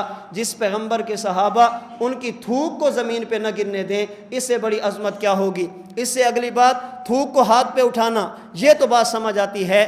فدالہ کا بہا وجہہ و جلدہ، صرف ہاتھ پہ اٹھاتے نہیں تھے، نبی کی تھوک کو لیتے، یوں رگڑتے، اپنے چہروں پہ ملتے، اپنے جسم پہ پھیر لیتے تھے۔ تو جتنا عظمت والا تعلق نبی کے صحابہ کا نبی کے ساتھ تھا، اتنا عظمت والا تعلق کسی کا نہیں تھا۔ یہی عظمت تھی جب اللہ کے نبی بات کرتے، وَإِذَا تَكَلَّمَ خَفَضُوا أَصْوَاتَهُمْ عِنْدَهُ، اگر پیغمبر بات کرتے صحابہ ادب سے سر جھکا لیتے تھے، یہ عظمت رسول تھی۔ اور بات یاد رکھنے کی وجہ، تعلق میں کبھی محبت ہوتی ہے، اگر صحابہ کی رسول سے محبت دیکھی جائے، یہ بھی مثالی ہے۔ نبوت کے بال صحابہ نے محفوظ کیے، اللہ کے نبی کے ناخن صحابہ نے محفوظ کیے، اللہ کے نبی کا جبہ صحابہ نے محفوظ کیا، نبوت کا کرتا صحابہ نے محفوظ کیا، اور صرف محفوظ کیا نہیں ہے، محفوظ کرنے کا حق ادا کیا۔ فتوح الشام میں علامہ واقدی رحمہ اللہ نے لکھا، اللہ کے نبی کے صحابی حضرت خالد بن ولید، سیف من سیف اللہ، اللہ کی تلوار، میدان جنگ میں ہیں، گھوڑے پہ سوار ہیں، سر پہ ٹوپی ہے، ہاتھ میں تلوار ہیں، اکیلے نکلے، دشمن کی صف میں جا کر گھس گئے، چاروں طرف سے دشمن، چاروں طرف سے تلواریں، حضرت خالد بن ولید جرت کے ساتھ، شجاعت کے ساتھ، جواں مردی کے ساتھ، بے دردی کے ساتھ لڑ رہے ہیں، کوئی پریشانی نہیں ہے، کسی قسم کی الجھن نہیں ہے۔ حضرت خالد بن ولید کے گھوڑے کو ٹھوکر لگی، حضرت خالد بن ولید آگے جھکے، جیسے گاڑی کو بریک لگے، بندہ آگے جاتا ہے، گھوڑا بھی جا رہا ہو، اچانک ٹھوکر لگے، حضرت خالد آگے جھکے، جب آگے جھکے حضرت خالد کی ٹوپی سر سے گری، زمین پہ جا پڑی، آپ پریشان ہو گئے، ایک بندے کو بلایا، میں اتروں گا تو حملہ کریں گے، یہ ٹوپی اتار کر مجھے دو۔ انہوں نے ٹوپی اٹھا کر دی، حضرت خالد نے ٹوپی پہنی، جنگ لگی رہی، حضرت اللہ تعالیٰ نے فتح عطا فرمائی۔ مسلمانوں نے کہا خالد ساری باتیں سمجھ آتی ہیں، یہ بات سمجھ نہیں آتی، ہاتھ سے تلوار گر جائے، بندہ پریشان ہو، بات سمجھ آتی ہے، اب لڑوں گا کیسے؟ تلوار نہیں گری، سر سے ٹوپی گری ہے، اس میں پریشانی والی بات کیا ہے؟ چاروں طرف سے تلواریں تھیں، آپ پریشان نہیں تھے، ہاتھ سے تلوار بھی نہیں گری، سر سے ٹوپی گری، آپ پریشان ہو گئے، آخر وجہ کیا ہے؟ حضرت خالد فرمانے لگے، مسلمانوں تم اس ٹوپی کو عام ٹوپی سمجھتے ہو، اس کی قیمت میں جانتا ہوں، تم نہیں جانتے۔ خالد کیا مطلب؟ فرمایا پھر سنو، اللہ کے نبی نے اپنے مبارک بال کاٹے، بال گرنے لگے، میں نے ہاتھوں پہ اٹھائے، جانے لگا، اللہ کے نبی نے بلایا، خالد ان بالوں کو کیا کرو گے؟ میں نے کہا یا رسول اللہ، بہادر آدمی ہوں، مجاہد آدمی ہوں، شجاع آدمی ہوں، لڑائی کے اندر رہتا ہوں، آج کے بعد جب بھی میدان جنگ سجے گا میں تیاری کروں گا، سواری نکالوں گا، تلوار اٹھاؤں گا اور اللہ سے کہوں گا اللہ جو کچھ میں کر سکتا تھا میں نے کیا۔ خالد اس لیے نہیں جا رہا، ان سے میری قبیلے کی لڑائی ہے، اپنے باپ کے لیے، اپنے لیے نہیں جا رہا، تیرے نبی کے لیے، نبی کی عزت کے لیے، نبی کے دین کے لیے جا رہا ہے۔ اللہ اگر میرا وعدہ ٹھیک ہے، میری نیت ٹھیک ہے، اللہ جو کچھ میں کر سکتا تھا میں نے کیا، اب تجھے واسطہ نبوت کے ان بالوں کا، تجھے صدقہ نبوت کے ان بالوں کا، ان کی برکت سے نبوت کی لاج رکھنا، دین اسلام کو فتح عطا فرمانا۔ اللہ کے نبی نے فرمایا خالد جب تک تمہارے پاس یہ بال محفوظ رہیں گے دنیا کی کوئی طاقت بھی تمہیں شکست نہیں دے سکتی۔ فرماتے ہیں مجھے ڈر ہوا کہیں بال گم نہ ہو جائیں، میں نے ٹوپی کے اندر کپڑا لگایا، بالوں کو سی دیا، نبوت کی زبان پہ یقین کیا۔ اس دن سے لے کر آج تک جب بھی میدان جنگ میں نکلتا ہوں تیاری کرتا ہوں، اسلحہ اٹھاتا ہوں، جو کچھ میرے بس میں ہوتا ہے اسباب کے درجے میں سب کچھ کر کے پھر یہ ٹوپی سامنے رکھ کے دعا کرتا ہوں اللہ میں جا رہا ہوں تیرے نبی کے دین کی عزت کے لیے، اللہ نبوت کے بالوں کی لاج رکھنا، اسلام کو فتح عطا فرمانا۔ فرماتے ہیں اس دن سے لے کر آج تک میں جب بھی میدان میں نکلا میرے سامنے ایک آ جائے، میرے سامنے 1,00,000 آ جائے، مجھے دنیا کی کوئی طاقت شکست نہیں دے سکی۔ یہ تعلق محبت تھا جو سبھی کو، صحابہ کو اللہ کے نبی کے ساتھ تھا۔ حضرت امیر معاویہ نے بال بھی محفوظ کیے، حضرت امیر معاویہ نے نبوت کے ناخن بھی محفوظ کیے۔ الکامل میں ابن اسیر جزری نے لکھا، پھر وصیت فرمائی کہ جب میں فوت ہو جاؤں مجھے غسل دینا، کفن پہنانا، کفن پہنانے کے بعد ان بالوں کو اور ناخنوں کو میرے چہرے پہ، میرے ہونٹوں پہ اور میری آنکھوں پہ ڈال کر مجھے قبر میں حوالے کر دینا۔ اللہ ان یرحمنی ببرکتہا۔ حضرت امیر معاویہ فرماتے ہیں میں نے نمازیں بھی پڑھی، روزے بھی رکھے، حج بھی کیا، زکوٰۃ بھی دی، عدل و انصاف بھی کیا، جو کچھ میں کر سکتا تھا میں نے کیا، لیکن میرا ایمان یہ ہے اللہ اگر میری قبر کو جنت کا باغ بنائیں گے تو نبوت کے بالوں کی برکت سے، اللہ اگر قبر کو جنت کا باغ بنائیں گے نبوت کے کرتے کی برکت سے، اللہ اگر میرے قبر کو جنت کا باغ بنائیں گے نبوت کے ناخنوں کی برکت سے، تو کسی چیز کو یاد رکھنے کے لیے حافظہ ضروری ہے جو صحابہ کا مثالی تعلق عظمت ضروری ہے، جو صحابہ کا مثالی تعلق محبت ضروری ہے، جو صحابہ کا مثالی۔ اس سے بھی اگلی بات، اگر حافظہ بھی نہ ہو، تعلق محبت بھی نہ ہو، تعلق عظمت نہ ہو، لیکن ترغیب آ جائے، ترغیب ایسی چیز ہے جو کند ذہن کو بھی قوی الحافظہ بنا دیتی ہے۔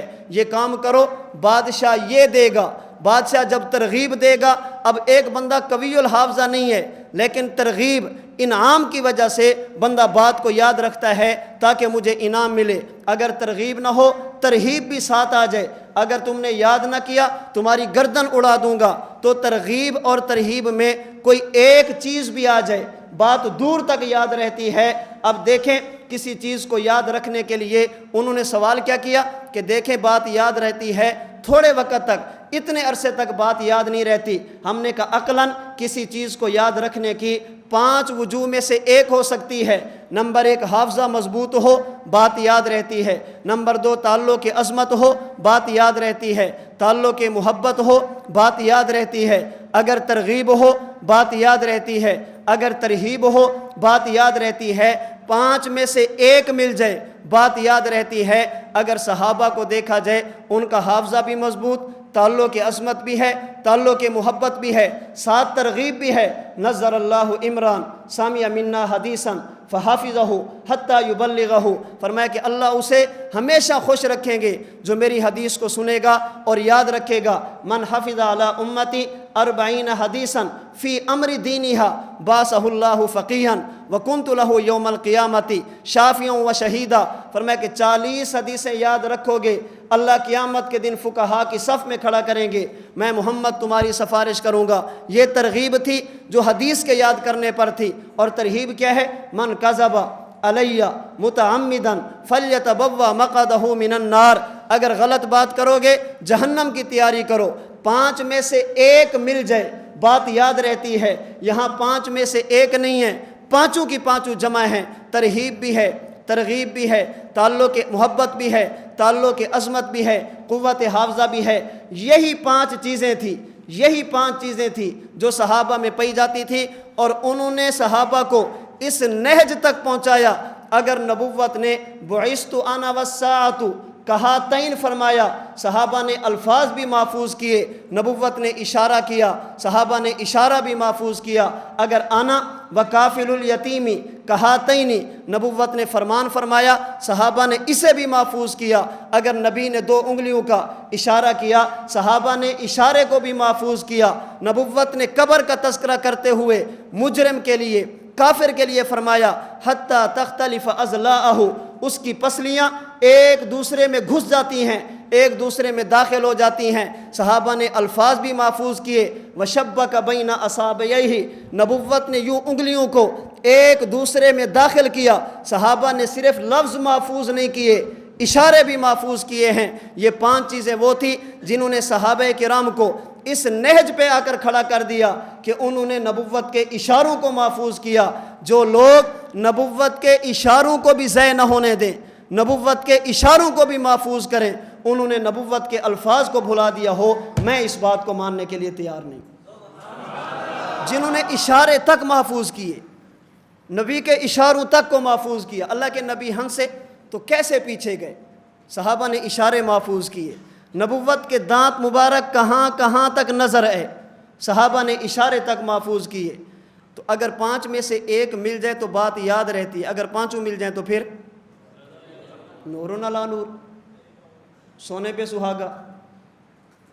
پچھلے دنوں ایک سفر پہ تھے، استاد جی کے ساتھ میں تھا، ایک جگہ پہ بیٹھے تھے تو وہاں کے ساتھی وہ بوتلوں کا کام کرتے ہیں، تو انہوں نے کہا کہ پہلے ہم پیپسی کا کام کرتے تھے، اب ہم نے ایک اور کمپنی سے بات کی ہے، کوئی بزرگ ہیں انہوں نے بنائی ہے، اس کے بارے میں تو ہے کہ یہ مسلمانوں کی نہیں ہے، وہ انہوں نے بنائی ہے، اب اس کا کام بھی ساتھ شروع کریں گے تو یہ نور علی نور ہو جائے گا۔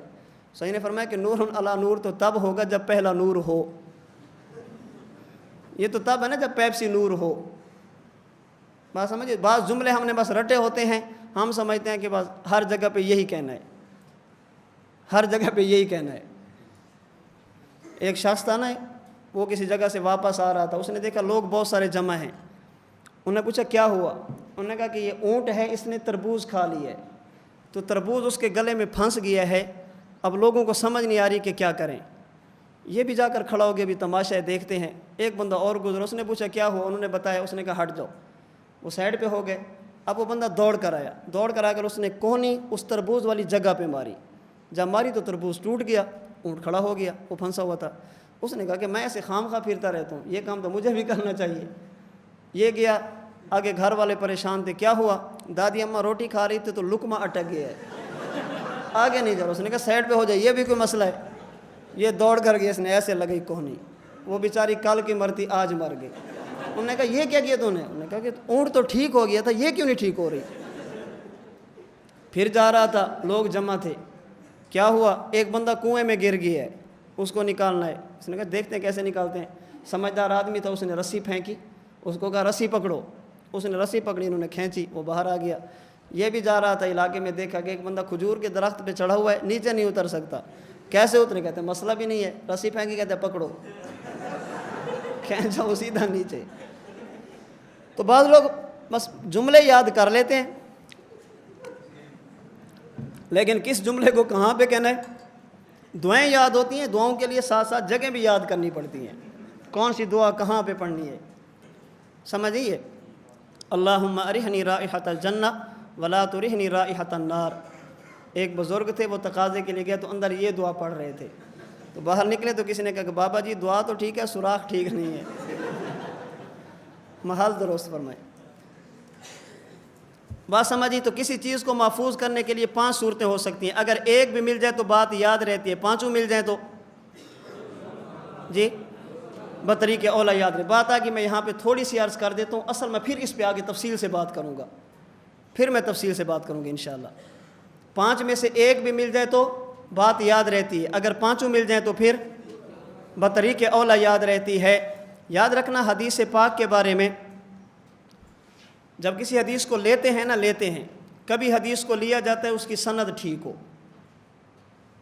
نقل کرنے والے راوی عادل ہوں، تام و ضبط ہوں، روایت شاذ نہ ہو، معلل نہ ہو، جو صحیح حدیث کی تعریف آپ پڑھتے رہتے ہیں۔ میں اس پہ انشاءاللہ پھر بات کروں گا، اور میں نے اس کے نیچے پھر عقائد چھیڑنے ہیں اسی اصول کو لے کر۔ تو کبھی حدیث کو لیا جاتا ہے جب اس کی سند، نمبر 2 کبھی حدیث کو لیا جاتا ہے سند تو ٹھیک نہیں ہوتی لیکن اس کے متن اور معنی پر اجماع ہوتا ہے. سند کے اعتبار سے روایت ٹھیک نہیں ہے لیکن جو متن اور معنی ہے اس پر یہ بھی قابل عمل ہو جاتی ہے, اس کو لے لیا جاتا ہے. نمبر 3, کبھی حدیث کو لے لیا جاتا ہے جب اس کو تواتر کا درجہ مل جائے, متواتر بن جائے, سند کے اعتبار سے اگرچہ کمزور ہو. نمبر 4, کبھی حدیث لی جاتی ہے تلقی بالقبول کی وجہ سے, لوگ اسی کے مطابق عقیدہ بنائیں, اسی کے مطابق عمل کریں. تو حدیث کبھی لی جاتی ہے سند ٹھیک ہو, کبھی لی جاتی ہے معنی پر اجماع ہو, کبھی حدیث صحیح بن جاتی ہے جب تواتر ہو, کبھی حدیث صحیح بن جاتی ہے جب تلقی بالقبول ہو, اور کبھی حدیث صحیح بن جاتی ہے جب مجتہد اس حدیث سے استدلال کر لے. سند کے اعتبار سے ٹھیک نہ ہو, معنی پر اجماع ہو تب بھی صحیح ہے. سند کے اعتبار سے ٹھیک نہ ہو, متواتر ہو تب بھی ٹھیک ہے. سند کے اعتبار سے صحیح نہ ہو, تلقی بالقبول ہو تب بھی صحیح بن جاتی ہے. سند کے اعتبار سے ٹھیک نہ ہو لیکن مجتہد استدلال کرے تب بھی ٹھیک ہے. ان 5 میں سے ایک بھی آ جائے روایت قابل عمل ہوتی ہے, عقیدے اور مسئلے میں پیش کی جا سکتی ہے. اور اگر کسی جگہ پر 5 اکٹھی ہو جائیں پھر انبیاء کی حیات فی القبر کے مسئلے پر جو روایات ہیں سند کے اعتبار سے صحیح بھی ہیں, ان کے معنی پر اجماع بھی ہے, ان کو تواتر کا درجہ بھی حاصل ہے, ان کو تلقی بالقبول کا شرف بھی حاصل ہے, اور ان سے امت کے مجتہدین نے استدلال بھی کیا ہے. اگر ایک مل جائے تو قابل عمل ہوتی ہے, 5 مل جائیں تو پھر جی بطریق اولا ہونی چاہیے. آج ایک نئی گردان پڑھی جا رہی ہے, میں بھی انشاءاللہ تھوڑی سی پڑھوں گا. وہ کہتے ہیں کہ متواتر کی تعریف کرو. ہم نے چونکہ متواتر کی تعریف پڑھی ہے ایک, تو جیسے پڑھا ہے ویسے ہی سمجھ آ گئی. آگے وہی کچھ بتانا ہے, جو پڑھا ہے نا وہی بتائیں گے نا. تو وہ کہتے ہیں آگے متواتر کی تعریف, اب کل ماہ کی طلاق کی قسم اٹھا کے بتاؤ کہ یہ حدیث متواتر ہے یا نہیں. میں نے کہا میں بتاؤں گا, پھر میں بھی طلاق کی قسم اٹھاؤں گا, پھر تو بھی قسم اٹھانا کہ اب یہ متواتر نہیں ہے. سمجھ آئی ہے؟ جو ہم متواتر کہتے ہیں تو ہم سے پوچھو نا کیوں کہتے ہیں. میں بتاؤں گا انشاءاللہ کہ متواتر ہم نے کیوں کہا. جو تم نے تواتر کی تعریف ایک پڑھی ہے ادھوری, تم پھنسو گے.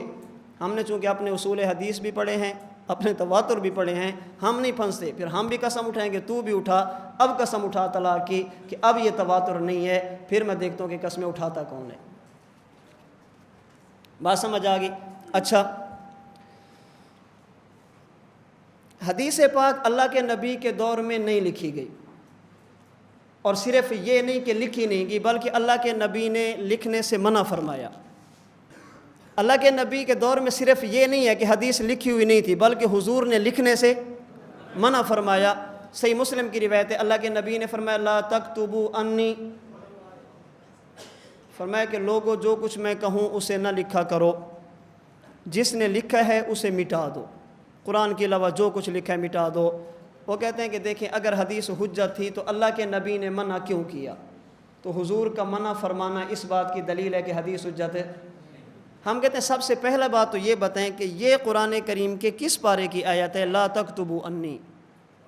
یہ قرآن کے کس پارے کی آیت ہے, کس سورت کی آیت ہے لا تکتبوا انی؟ وہ کہتے ہیں قرآن نہیں ہے, صحیح مسلم. تمہیں یہ بھی نہیں پتا کہ صحیح مسلم حدیث کی کتاب ہے. ہم کہتے ہیں دعویٰ کیا ہے؟ حدیث حجت نہیں. دلیل کیا ہے؟ حدیث میں ہے. تو جب تک تم اس حدیث کو حجت نہیں مانو گے تمہارا دعویٰ ثابت ہی نہیں ہوتا. نمبر دو ہم ان سے پوچھتے ہیں کہ حدیث اسی جملے پہ ختم ہو گئی لا تکتبوا انی, یا اس سے آگے بھی ہے؟ حضرت ساجد احمد برکاتہم اللہ علیہ فرماتے ہیں کہ کسی مسئلے کے متعلق جب آیت ایک ہوگی تو عقیدہ ایک ہوگا, ادھورا ہوگا. جب آیتیں ساری ہوں گی تو عقیدہ پورا ہوگا. آیت آدھی ہوگی تو عقیدہ آدھا ہوگا. آیت پوری ہوگی تو عقیدہ پورا ہوگا. ایک مسئلے کے متعلق حدیث ایک ہوگی تو عقیدہ اور ہوگا, حدیثیں ساری آئیں گی تو عقیدہ اور ہوگا. ایک مسئلے کے متعلق بزرگ کی عبارت ایک ہوگی تو مطلب اور نکلے گا, عبارات ساری اکٹھی کرو گے تو مطلب اور نکلے گا. الحدیث اذا لم تجمع طرقہ لم تفہمہ. امام احمد بن حنبل فرماتے ہیں ایک مسئلے پر جب تک تمام روایات کو اکٹھا نہیں کرو گے کبھی تمہیں بات سمجھ نہیں آئے گی. والحدیث یفسر بعضہ بعضا, ایک میں اجمال ہے, دوسری میں تفصیل ہے, ایک میں ابہام ہے, ایک میں تفسیر ہے، تو ایک مسئلے پر جب تک تمام روایات اکٹھی نہیں کرو گے، تمام آیات اکٹھی نہیں کرو گے، بزرگوں کی تمام عبارتیں اکٹھی نہیں کرو گے، اس وقت تک بات سمجھ نہیں آتی۔ مسئلہ سمجھنا ہے اللہ کتنے ہیں، تمام آیتیں اکٹھی کرو، مسئلہ کھل جائے گا۔ حضور نبی ہیں یا آخری بھی ساتھ ہیں، تمام آیتیں اکٹھی کرو اس مسئلے کے متعلق، مسئلہ سمجھ آ جائے گا۔ تو جب تک ایک مسئلے کی تمام آیات اکٹھی نہ ہو مطلب سمجھ نہیں آتا، احادیث اکٹھی نہ ہو بات سمجھ نہیں آتی، صحابہ کے اقوال اکٹھے نہ ہوں بات سمجھ نہیں آتی، بزرگوں کی عبارتیں اکٹھی نہ ہوں بات سمجھ نہیں آتی۔ میں اس پہ عقائد لاؤں گا، میں مسائل لاؤں گا کہ دیکھیں حدیث اتنی تھی، عقیدہ وہ تھا، حدیث پوری ہوئی، عقیدہ یہ بنا، آیت اتنی تھی، عقیدہ ان کا تھا، آیت مکمل ہوئی، عقیدہ ہمارا بنا، آیت ایک تھی، استدلال ان کا تھا، آیت دو آ گئی، استدلال ہمارا بنا۔ تو کسی مسئلے پر جب تک تمام آیات اکٹھی نہ ہوں، احادیث اکٹھی نہ ہوں، آثار اکٹھے نہ ہوں، بزرگوں کی عبارات اکٹھی نہ ہوں، بات سمجھ نہیں آتی۔ یہ ہم نہیں کہتے، امام احمد بن حنبل فرماتے ہیں اگر ایک ہی چیز دیکھو گے، ایک روایت دیکھو گے، آدھی دیکھو گے، ایک روایات کو دیکھ کر بیٹھ جاؤ گے، پھر وہی حال ہوگا جیسے بیچارہ مینڈک محنت کر کر کے اتنی پتھر کی چٹان تھی 1.5 فٹ کی، اس پہ چڑھا، اس کو 3 گھنٹے لگ گئے، اس پہ چڑھ کے کہتا ہے کہ میں نے آج کشمیر کی سیر کی ہے۔ جس طرح اس کے لیے کشمیر چٹان پہ چڑھ جانا ہے، تمہارے لیے بھی اہل حدیث چند روایات پہ عمل کرنا ہے۔ ہم کہتے ہیں نا، جس طرح وہ چٹان پہ چڑھ جائے اسے کشمیر کی سیر نہیں کہتے، تم بھی چند روایات پہ عمل کر لو، تمہیں بھی اہل حدیث نہیں کہتے۔ تمام روایات اکٹھی کرو، مجتہد کا یہی کمال ہوتا ہے، وہ تمام روایات لاتا ہے، ہمارے سامنے ایک ہوتی ہے ہم چھوڑ کے بیٹھ جاتے ہیں، اور مجتہد تمام روایات دیکھتا ہے، تمام آیتیں دیکھتا ہے۔ تو یہ اصول ذہن میں رکھ لیں، ظہر کے بعد انشاءاللہ اس پہ میں بات کروں گا۔ ابھی بات سمجھیں، کہتے ہیں حدیث حجت نہیں ہے، کیوں؟ لا تکتبوا انی، اللہ کے نبی نے منع کیا ہے۔ ہم کہتے ہیں حدیث اسی پہ ختم ہوگی، آپ دوسری روایات کو چھوڑیں، اسی پہ ختم ہوگی۔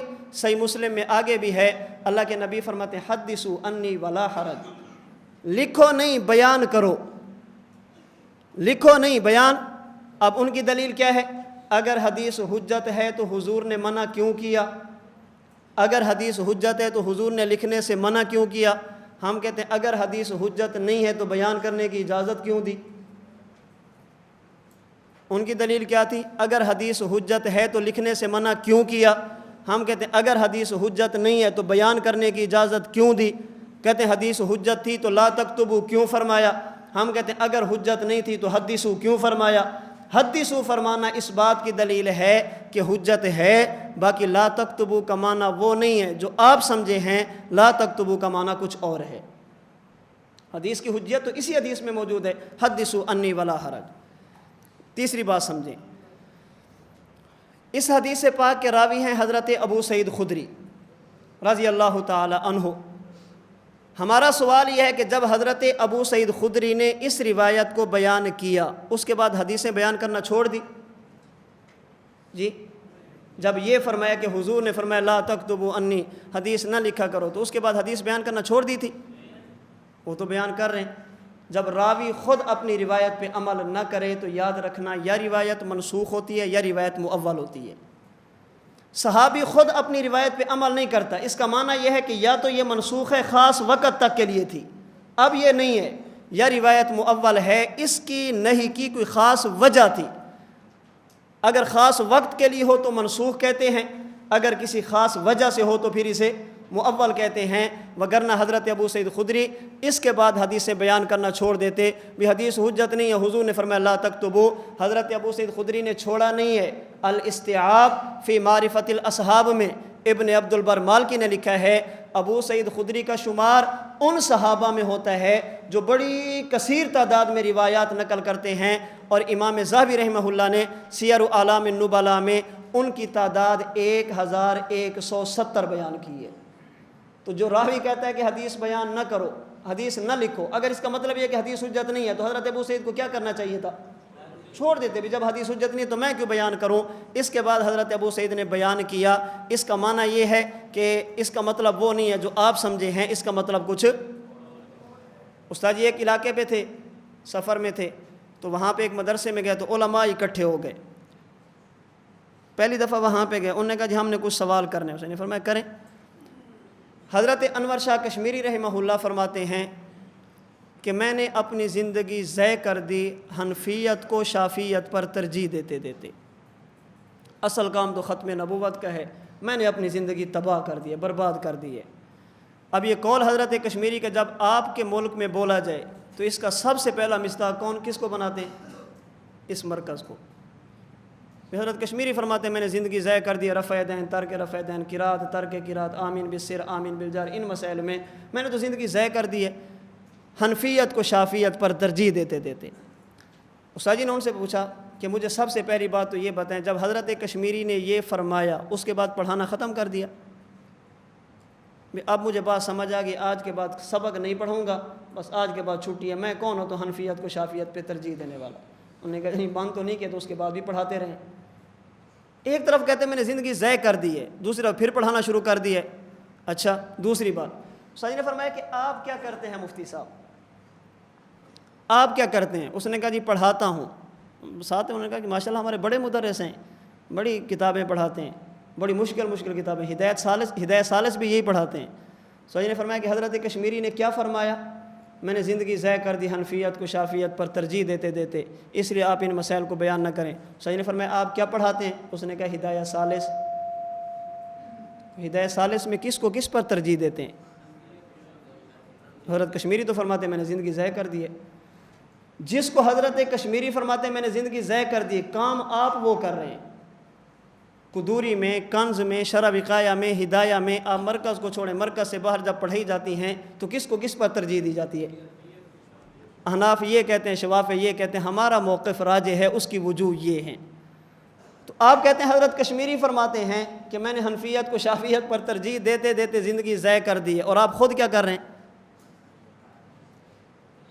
اوہ بات سمجھ آ رہی ہے جی؟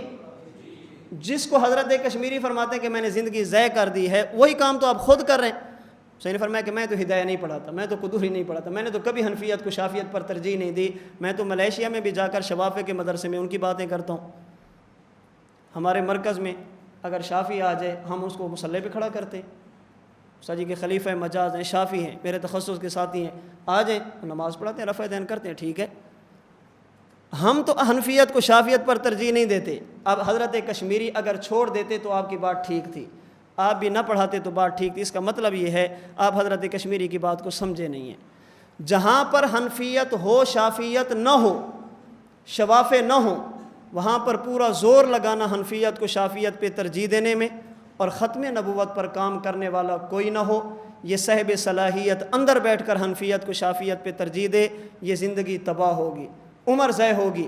جہاں پر شافی نہ ہوں، لا مذہب ہوں، شافی نہ ہوں، ملحد ہوں، پھر حنفیت کو ان پر ترجیح دینا اور ان کا راستہ روکنا، جبکہ ختم نبوت پر اور کام کرنے والے بھی ہوں اور ہم بھی اس میں اپنا حصہ ڈالیں، یہ زندگی تباہ نہیں ہوتی، یہ زندگی بنتی ہے۔ ٹھیک ہے؟ تو لا تکتبوا انی، حضرت ابو سعید خدری نے اس کے بعد حدیث بیان کرنا چھوڑ دی یا بیان کرتے رہے؟ اس کا مطلب یہ ہے کہ حدیث کا مطلب وہ نہیں جو آپ سمجھے۔ کیا مطلب ہے؟ میں نے بتایا کہ جب راوی کا عمل روایت کے خلاف ہو، روایت منسوخ یا مؤول۔ امام ترمذی رحمہ اللہ نے اس مسئلے کے متعلق 2 قسم کے باب باندھے۔ پہلا باب انہوں نے باندھا باب ما جاء فی کراہیت کتابۃ العلم، حدیث لکھنا ٹھیک نہیں ہے۔ اس کے فوراً بعد باب باندھا باب ما جاء فی الرخصۃ فیہ، حدیث لکھنے کی اجازت ہے۔ پہلے روایت لے ہیں نہ لکھنے کی، پھر روایت لے ہیں لکھنے کی۔ اب کس کو لیں کس کو چھوڑیں؟ امام مسلم رحمہ اللہ نے باب الوضوء مما مست النار، صحیح مسلم میں 2 روایتیں نقل کی ہیں۔ نمبر 1، اگر کوئی بندہ آگ پر پکی ہوئی چیز کھائے تو وضو کرے۔ نمبر 2، آگ پر پکی ہوئی چیز کھائے تو وضو کرنے کی ضرورت نہیں ہے۔ کس پہ عمل کریں کس کو چھوڑ دیں؟ امام نووی رحمہ اللہ فرماتے ہیں وَهَذِهِ عَادَةُ مُسْلِمٍ وَغَيْرِهِ مِنْ أَئِمَّةِ الْحَدِيثِ يَذْكُرُونَ الْأَحَادِيثَ الَّتِي يَرَوْنَهَا مَنْسُوخَةً ثُمَّ يُعَقِّبُونَهَا بِالنَّاسِخِ۔ محدثین کی عمومی عادت یہ ہے ایک مسئلے پر 2 روایتیں آ جائیں، پہلے اسے لاتے ہیں جو منسوخ ہو، پھر اسے لاتے ہیں جو ناسخ ہو۔ امام مسلم نے پہلے روایت لی ہے وضو کی، پھر روایت بیان کی ہے ترک کی۔ اس کا معنی یہ ہے وضو مما مست النار یہ منسوخ ہے، ترک وضو مما مست النار یہ ناسخ ہے۔ محدث منسوخ پہلے لاتا ہے، ناسخ بعد میں لاتا ہے۔ آئیے اس مسئلے کو دیکھیں۔ امام ترمذی نے منع والی روایت پہلے نقل کی ہے، نہ لکھنے کی روایت پہلے نقل کی ہے، اور لکھنے کی روایت بعد میں ذکر کی ہے۔ اس کا معنی یہ ہے امام ترمذی کے ہاں نہ لکھنے والی روایت منسوخ ہے اور لکھنے والی روایت ناسخ ہے، اور عمل ناسخ پر کیا جاتا ہے، عمل منسوخ پر نہیں کیا جاتا۔ عقیدہ ناسخ والا رکھا جاتا ہے، عقیدہ منسوخ والا نہیں رکھا جاتا۔ اچھا، اگر یہ روایت منسوخ نہ ہو تو پھر دوسری وجہ کیا ہوتی ہے؟ مؤول ہوتی ہے، یعنی کسی خاص وجہ سے حدیث کا مطلب خاص وقت تک کے لیے ہوتا ہے۔ اللہ کے نبی نے کیوں کیا، منع کیا؟ شرح مسلم میں امام نووی رحمۃ اللہ علیہ فرماتے ہیں حضور نے اس لیے منع کیا، وحی نازل ہو رہی تھی، اللہ کے نبی اس وحی کی تفسیر بھی فرما رہے تھے۔ جو نازل ہو رہی تھی وحی مطلوب کی صورت میں یہ تھا قرآن، جو اللہ کے نبی تفسیر فرما رہے تھے یہ تھی حدیث۔ جب اللہ کے نبی تفسیر فرماتے تو بعض صحابہ قرآن کی آیت کے ساتھ تفسیر لکھ لیتے تھے۔ اب خدشہ تھا کہ کہیں قرآن اور حدیث میں اختلاط نہ ہو جائے، یہ آپس میں مل نہ جائے، بعد میں آنے والے لوگوں کے لیے مسئلہ نہ بن جائے۔ اللہ کے نبی نے فرمایا کہ قرآن لکھا کرو، غیر قرآن نہ لکھا کرو۔ یہ اختلاط سے بچانے کے لیے تھا۔ جب اختلاط کا خوف ختم ہو گیا پھر اللہ کے نبی نے بخاری کی روایت فرمایا اکتبوا لابی شاہ، تمہیں صرف لا تکتبوا نظر آیا۔ میں نے عرض کیا ایک مسئلے پر تمام روایتیں اکٹھی کرو گے پھر مطلب سمجھ آئے گا۔ لا تکتبوا ایک روایت ہے وہ بھی ادھوری، اب مکمل روایات کو دیکھیں۔ صحیح بخاری میں حضور فرماتے ہیں اکتبوا لابی شاہ، سنن ابی داؤد میں اللہ کے نبی عبداللہ بن عمر کو فرماتے ہیں اکتب فوالذی نفسی بیدہ ما یخرج منہ الا حق، جو کچھ میں کہوں لکھ لیا کرو، میری زبان سے صرف حق نکلتا ہے، حق کے علاوہ کچھ نہیں نکلتا۔ بخاری کی روایت میں حضرت ابو ہریرہ فرماتے ہیں تمام صحابہ کی روایات مجھ سے کم ہیں، عبداللہ بن عمر کی روایتیں میرے قریب ہیں۔ اس کی وجہ فإنہ یکتب ولا اکتب، وہ لکھتے تھے میں نہیں لکھتا تھا۔ اس کا معنی یہ حضور کے دور میں حدیث لکھی جاتی تھی۔ مجمع الزوائد میں حضرت رافع بن خدیج فرماتے ہیں اللہ کے نبی تشریف لے آئے تو اللہ کے نبی نے حدیث بیان کی۔ میں نے کہا یا رسول اللہ انا نسمع منک اشیاء، میں آپ سے بات سنتا ہوں بھول جاتی ہے، فنکتبوا، کیا میں لکھ لوں؟ اللہ کے نبی نے فرمایا اکتب ولا حرج، فرمایا لکھ لیا کرو، اکتبو لکھ لیا کرو ولا حرج، اور لکھنے میں کوئی حرج نہیں۔ مجمع الزوائد میں، سنن ابی داؤد میں باب فی زکوٰۃ الصائمہ میں حضرت عبداللہ بن عمر فرماتے ہیں اللہ کے نبی نے زکوٰۃ کے بارے میں ایک نصاب لکھوایا اور امت کے حوالے کرنا چاہا، لیکن حضور دنیا سے چلے گئے۔ فعمل بہ ابو بکر، حضرت ابو بکر نے نبوت کی لکھی ہوئی حدیث پہ عمل کیا، وہ چلے گئے، حضرت عمر نے اس پر عمل کیا، تو اللہ کے نبی نے لکھنے کی اجازت بھی دی ہے۔ سوال یہ ہے کہ جب اجازت تھی لا تکتبوا کیوں؟ ہم کہتے ہیں خاص وقت کے لیے تھا، خاص وجہ سے تھا، جب خطرہ اختلاط کا تھا اللہ کے نبی نے روک دیا۔ جب اختلاط کا خطرہ ختم ہو گیا اکتب بھی فرمایا، اکتبو بھی فرمایا، ولا حرج بھی فرمایا، استعن بیمینک یہ بھی فرمایا، اور اللہ کے نبی نے اجازت بھی دی ہے جب ایک مسئلے کی کسی خاص منع خاص وقت تک کے لیے یا خاص وجہ سے ہو، عقیدہ اس کو نہیں بنایا جاتا، عقیدہ اصول کو بنایا جاتا ہے، خصوصیات کو نہیں بنایا جاتا۔ تو اللہ کے نبی نے لکھنے کی اجازت بھی، اس کا معنی یہ ہے کہ حدیث اللہ کے نبی کے دور میں لکھی جاتی تھی۔ اب دیکھیں ان کے ہاں حدیث پاک کے انکار کی بنیاد کیا تھی کہ حضور کے دور میں نہیں لکھی جاتی تھی، ہم نے بنیاد ختم کر دی۔ اب دیانت کا تقاضا کیا ہے؟ حدیث کو حجت مان لینا چاہیے یا نہیں ماننا چاہیے؟ انکار اس لیے تھا کہ حضور نے منع کیا، جب حضور نے اجازت دے دی اب دیانت کا تقاضا کیا تھا؟ اب بھی اگر اکتبو کے بعد بھی نہ مانے، اس کا معنی یہ ہے کہ اختلاف پھر کتابت عدم کتابت کا نہیں ہے، اختلاف کچھ